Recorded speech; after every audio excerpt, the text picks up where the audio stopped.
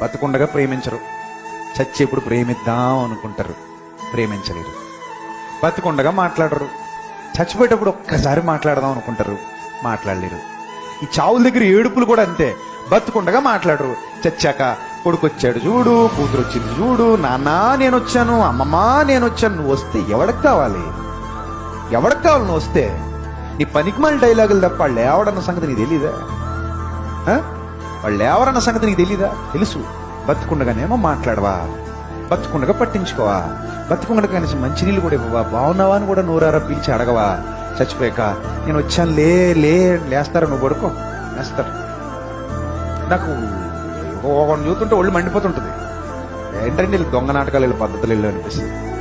బతుకుండగా ఒక్కరు మాట్లాడు, బతుకుని అసలు పట్టించుకోరు, ప్రేమించరు, ఏం చేయరు. చచ్చిపోయాక మాత్రం ఎక్కడి నుంచి వచ్చేస్తారు దొంగ ఎడుపు, ఎగేడ్ చేస్తారు. ఈ మాయదారి ఎడుపులు అన్నీ ఏడు చేస్తారు.